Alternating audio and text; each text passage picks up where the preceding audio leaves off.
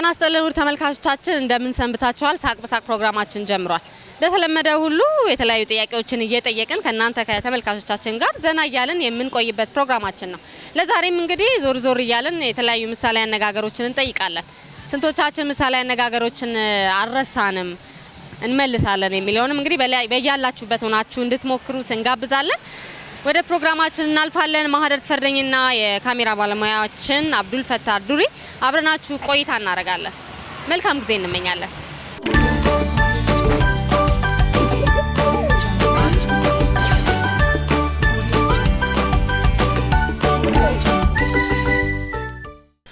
ምሳሌ አነጋገር እንጠይቃለን። ትሞክራለህ? እሺ፣ የመጀመሪያው አልጠግባይ ዳሽ ሲተፋ ያድራል። ሲተፋ ያድራል። በትክክል ተመልሷል። ሌላው ለልጅ ከሳቁለት ዳሽ ለልጅ ከሳቁለት ዳሽ ሲተፋ ያድራል። ሲተፋ ያድራል። በትክክል ተመልሷል። ለልጅ ከሳቁለት ለዳሽ ከሮጡለት ለውሻ ከሮጡለት ለውሻ ከሮጡለት። በጣም ደስ ይላል። አልጠግባይ ሲተፋ ያድራል። አልጠግባይ ሲተፋ ያድራል። በትክክል ተመልሷል። እሺ፣ ለልጅ ከሳቁለት ዳሽ ለልጅ ከሳቁለት ለልጅ ከሳቁለት ነው። ስለ ልጅ ከሳቁለት ዳሽ ቀጣይ መሙላት ለልጅ ከሳቁለት ይደሰታል።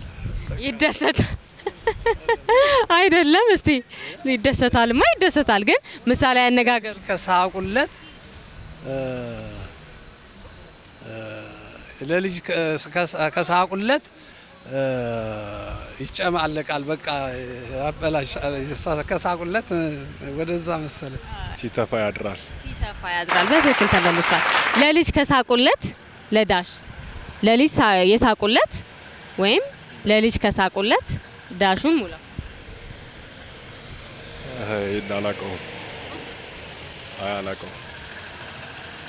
አላውቀው።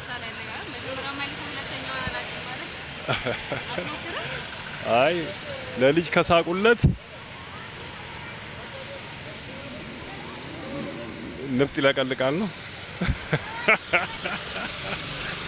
ሲተፋ ያድራል። ሲተፋ ያድራል። በትክክል ተመልሷል። ለልጅ ከሳቁለት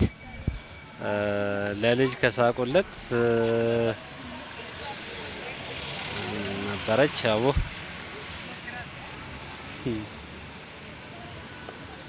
ለውሻ ከሮጡለት ነው። ውሻ ከሮጡለት። በትክክል ተመልሷል።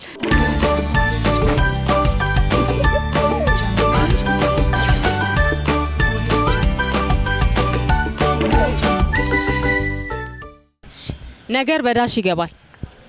በአይን በትክክል ነገር በአይን ይገባል። ትክክለኛ መልሱ ነው። ሌላው የሚያጠግብ እንጀራ በአይን ያስታውቃል። በደንብ አስተካክሉ። የሚያጠግብ እንጀራ በአይን የሚያጠግብ እንጀራ ከምጣድ ያስታውቃል። ከምጣዱ ያስታውቃል። በትክክል ተመልሷል። ከምጣዱ ያስታውቃል። የሚያጠግብ እንጀራ ከምጣዱ ያስታውቃል። በትክክል ተመልሷል። ነገር በዳሽ ይገባል። ነገር በአይን ይገባል። ነገር በአይን ይገባል። በትክክል ተመልሷል። ነገር በምሳሌ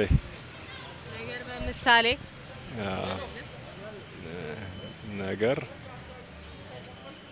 በአይን ይገባል። ነገር በአይን ይገባል። በትክክል ተመልሷል። ሌላው የሚያጠግብ እንጀራ ዳሽ ከምጣዱ ያስታውቃል። ከምጣዱ ያስታውቃል። በትክክል ተመልሷል።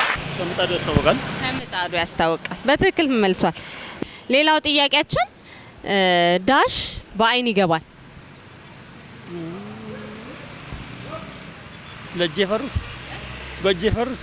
በእጅ የፈሩት አይደለም። ዳሽ በአይን ይገባል። ይናለቀው ነገር በምሳሌ ይገባል። በአይን ይገባል። በትክክል ተመልሷል። የሚያጠግብ እንጀራ እሱ ከምጣዱ ያስታውቃል። ከምጣዱ ያስታውቃል። በጣም ደስ ይላል። ሙሉውን መልሰሃል።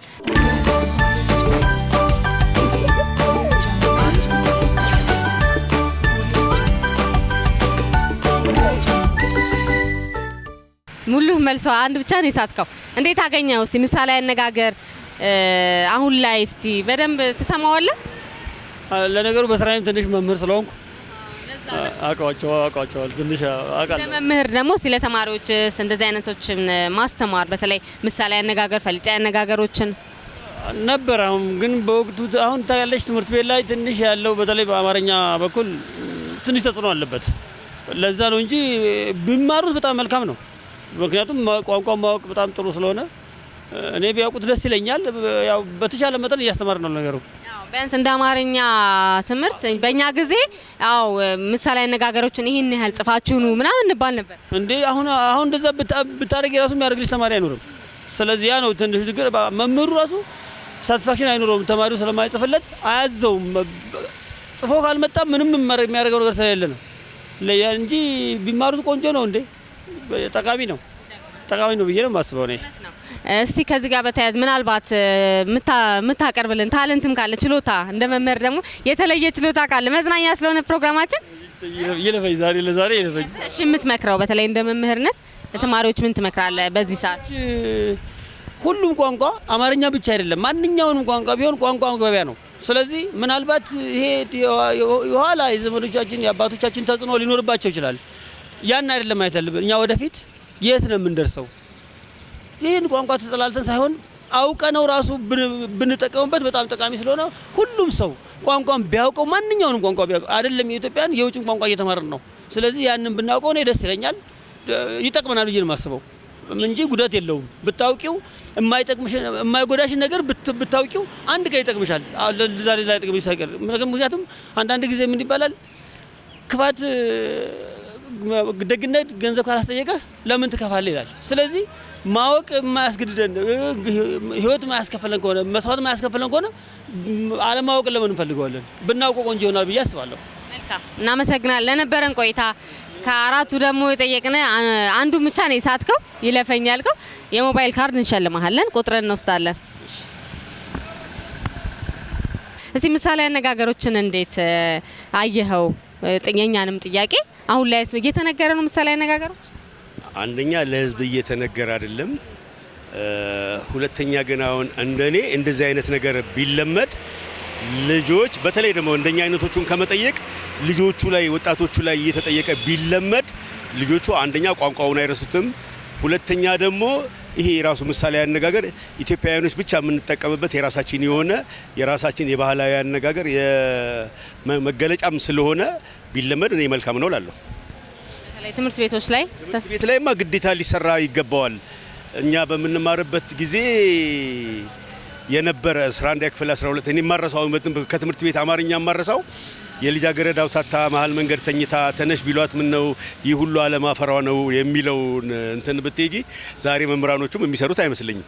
እስቲ አንቺን ደግሞ ይሄን ልጠይቅሽና አንቺ ስሪው። ሰራበታለሁ። ቀጣይ ምን ሰራባት ይሆን?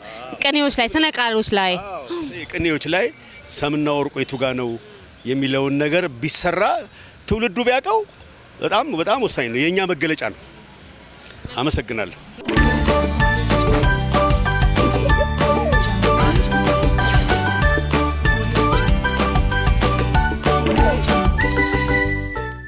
እንግዲህ ምሳሌ አነጋገሩ እንዴት አገኛችሁት? አሁን ላይ ይሰማሉ ምሳሌ አነጋገሮች? ጥሩ ነው። አዎ እኛ ድሮ በአባቶቻችን አንዳንድ ሲናገሩ አሁን እንኳ ነገሩ በቃ እየተረሳ ሄደዋል። ብዙ አይሰማም። ምን መደረግ አለበት እንዳይጠፋ? ቋንቋችንም ባህላችንም ለማዳበር ትውልዱ ከድሮ ከአባቶቹ መማር አለበት። እኛ ደግሞ ማስተላለፍ አለብን። አባቶች ልጅ ከቤት ነው፣ ማን ይመስላል ቤቱ ይመስላል ነው። ስለዚህ እኛ አንዳንድ ቤቶች አንዳንድ ችግር ቢፈጠሩ በቤት አባት ሰክሮ ጠጥቶ የሚመጣ ከሆነ እየተወላገደ የሚገባ ከሆነ ያ ልጅ የሚማረው እሱ እንደዛ ሆኖ እንዲህ ብርቅ ይመስለዋል። ግን አባቱ በስርዓት ቤቱ በሰዓት ገብቶ ስነ ስርዓት ያለው አነጋገር ዘቤው ስርዓት ካለው ከቤተሰብ እየወረሰ ነው የሚሄደው። ልጅ ምን አበላሸው? እኛ ነን። ምን አለ አንድ አባት ሲናገሩ ሙስና የሚጀምረው ከቤት ነው አሉ። ከቤት ነው እንደት ሲባሉ ልጃችሁ የወለዳችሁ ልጆች መላክ እንዳለበት ግዴታ መሆኑ መላክ ሲገባችሁ ብር ከፍላችሁ ነው የምትልኩት። ራቅ ያለ ቦታ ስትልኩ ከፍ ያለ ብር ትሰጧላችሁ። አጠር ያለ አነስተኛ ቦታ ስለቁት አነስተኛ ብር ትሰጣላችሁ። ይሄ ልጅ ተምሮ አድጎ ቢሮ ሲይዝ አንድ ባለ ጉዳይ ሲመጣ ልጁ የለመደው ተደርጎለት ማድረግ ነው። ካልተደረገለት አያርግም ባለ ጉዳይ። ያው ከመጀመሪያ ከቤት ነው የተማረው እና ጨርሻለሁ። ለነበረን ቆይታ ቁጥሮትን እንወስዳለን፣ የሞባይል ካርድ እንሸልማለን። ምሳሌ አነጋገሮች እንዴት ታያቸዋለህ? ምንን ይገልጻሉ? በተለይ አሁን ላይ እየተነገሩ ነው ወይ የሚለውን እስቲ ንገረን። አሁን ላይ እየተነገሩ አይደለም። ማለትም ምሳሌያዊ አነጋገሮችን እንደ ድሮ በትምህርትም ይሰጣል ሰዋሰዋይና እንትን ነገሮች በቃ በትምህርት ይሰጣል። አሁን ላይ ግን የለም አልሰማም። ለምን ይመስልሃል? ይሄ ከስር እንትን ማለት አለበት። ህጻናቶችን አሁን ከኬጂ ጀምሮ እንትን ማለት አለባቸው መምህሮች። እንደዛ ነው። እናመሰግናለን ነበረን ቆይታ። ቁጥርን እንውሰድ። ምሳሌ አነጋገሮች እንዴት ትገልጻቸዋለህ? ምንን ያስረዱናል? በተለይ የሀገራችን ያው የስነ ጽሁፍ እንትን ማለትም በተማሩት ብቻ ሳይሆን ባልተማሩት ማህበረሰብ ሲወሳ እንትን ሲል የቆየ የዳበረ መሆኑን ያሳየናል። አሁን ላይ ብዙ አንሰማም። በተለይ ታች ካሉት ጋር ድሮ በትምህርት ቤትም ምሳሌ አነጋገር ጽፋችሁን ሁላ ይባል ነበር። አሁን ላይ ብዙ አንሰማም። ለምን? ምን መሰለሽ ብዙ ጊዜ አሁን ትምህርት ቤቶች በራሳቸው ማለት ነው ለሀገራቸው እሴት ሳይሆን ከውጭ ለመጣ ለምዕራባውያን እሴት እንትን ናቸው፣ ተገዢ አጎብዳጆች ናቸው እና እዛ ላይ ትኩረት ያደርጋሉ። ያ ነገር ደግሞ ለኛ አይጠቅመንም። አሁን ለምሳሌ የትምህርት ፖሊሲያችን ራሱ አብዛኛው በእንግሊዘኛ ነው። ቋንቋ ትምህርት አይደለም።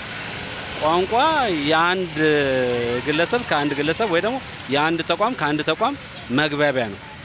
አሁን እነ ቻይና፣ እነ ጃፓን፣ እነ ኮሪያ እዚህ ደረጃ የደረሱት በራሳቸው ቋንቋ፣ በራሳቸው እሴት፣ በራሳቸው የትምህርት ራሱ ትምህርቱን ራሱ በራሳቸው እንትን ነው የቃኙትና ከዛ አንጻር ነው እና እኛ ደግሞ በየጊዜው ያው የተለያዩ የመንግስት ለውጦችን በሚኖሩበት ሰዓት ላይ የትምህርት ፖሊሲው ብዙ ጊዜ እየተቀያየረ ያው አንዱ መጽሐፍ አያገለግልም ፌዛውት ያደርግና ሌላ አዲስ መጽሐፍ ይመጣ እንደዛ ከዛ አንጻር ያው ተዋረድነት ያለው የጠበቀ እንትን አይደለም ያለውና ከዛ አንጻር ይመስለኛል ከቤትም ጀምሮ ወላጆችም ልጆችን በተለይ ምሳሌ ፈሊጣዊ ስነ ቃሎችን በደንብ እንዲለምዱ ምን መደረግ እኛ ትኩረት ሰጥተን ስለማናዳምጣቸው ነው እንጂ እናቶች አባቶች የሆነ ነገር ስታጠፊ ወይ የሆነ ነገር ስትይ በስነ ቃል ነው የሆነ የሚያወዱስሽ ወይ ደግሞ የሚነቅፉሽ የሚነቅሱት እና ከዛ አንጻር ነው። ስለዚህ የኛ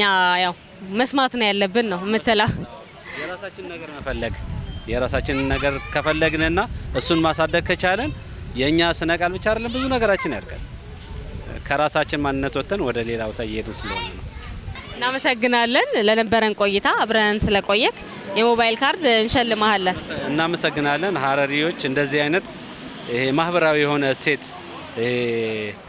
ለማሳደግ የምታደርጉት ጥረት በጣም ጥሩ ነው። ይበረታታ፣ ይቀጥል። በጣም አሪፍ ነገር ነው።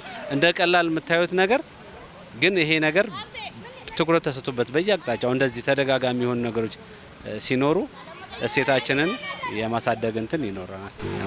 አመሰግናለሁ። እሺ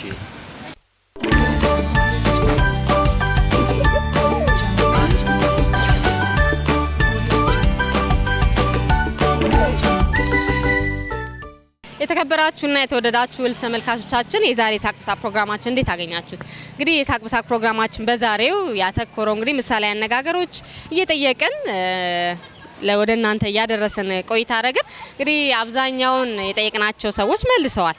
እንግዲህ መልእክቶቻቸውንም እንደሰማችሁ እንግዲህ ከታች ጀምሮ በትምህርት ቤት ወላጆችን በልጆቻቸው ላይ መስራት እንዳለባቸው መልእክት አድርሰዋል። እኛም የምንጋራው ሀሳብ ነው።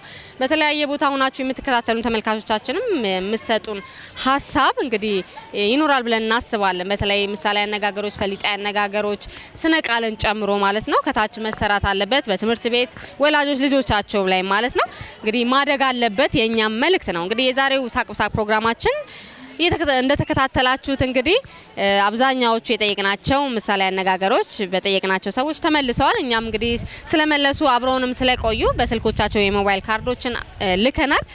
ለነበረን ቆይታም እጅግ አርግተን እናመሰግናለን። በያላችሁበት ሆናችሁ እንግዲህ አብሮነታችሁ ከኛ ጋር ስላረጋችሁ እጅግ አርግተን በድጋሚ እናመሰግናለን። የዛሬው ሳቅ በሳቅ ፕሮግራማችን ምሳሌ አነጋገሮች ላይ ትኩረት ያደረገው ፕሮግራማችን በዚሁ ይጠቃለላል። ሳምንት ደግሞ በተለያዩ ጥያቄዎች እንመጣለን። የፕሮግራማችን ቤተሰብ እንድትሆኑ እንጋብዛለን። በተለያዩ አማራጮች ታገኙናላችሁ። አብራችሁን ስለምትሆኑ በአብሮነት ስለምትከታተሉን ቆይታችሁ ደግሞ ከኛ ጋር ስለሆነም እናመሰግናለን። የዛሬውን ፕሮግራም ወደ እናንተ በማድረስ በኩል ማህደር ተፈርደኝ ከካሜራ ባለሙያው አብዱል ፈታ ዱሪ ጋር አብረናችሁ ቆይታ አረግን። እስከ ሳምንት መልካም ሳምንት